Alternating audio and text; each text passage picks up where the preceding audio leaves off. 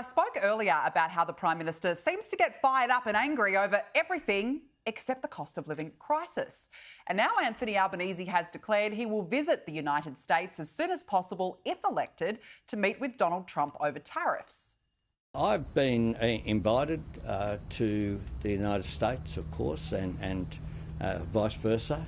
I will go as soon as possible, but I make this point as well. I'm not getting ahead of myself here. Joining me now is National Senate Leader Bridget McKenzie. Bridget, it's good to see you. Thank you so much for joining me on the show. Is the squabbling over who would be best fit to take on Donald Trump over tariffs actually distracting from the real issue this election, being cost of living?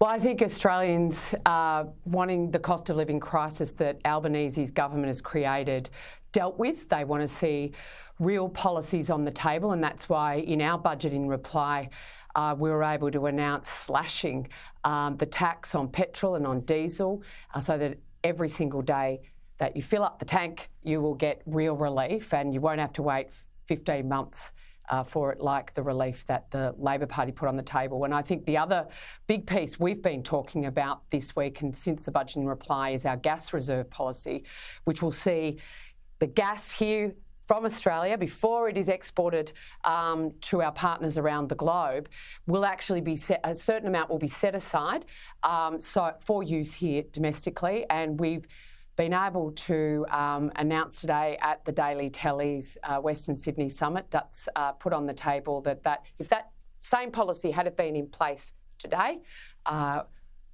Australians would have been saving 15% on the gas prices. And when you think about, Danica, how the price of energy flows through not just your household bills, but the cost of producing every single good here.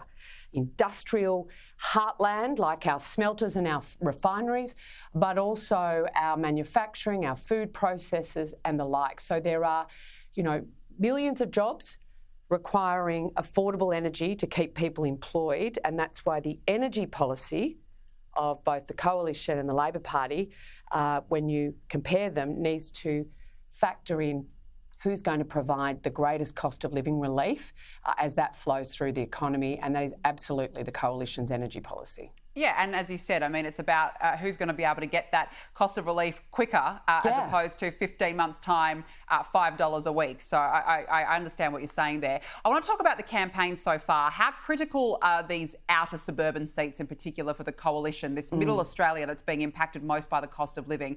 Is this where the election's going to be won and lost? Well, I think it's really exciting to see the outer suburbs really come into play and come into sharp focus. For us in the Coalition, we've always been concerned about the aspirational people out in our suburbs who want to provide for their families, who love their country, who don't subscribe to the woke ideology that's peddled by the left, and have a really sensible and pragmatic view of what they want our country to look like and the future they want to build for their kids. And that's why our policies are really landing well in those communities, because I didn't get into politics. I know Peter Dutton didn't get into politics. Nobody in the Coalition got into politics to help rich people get richer.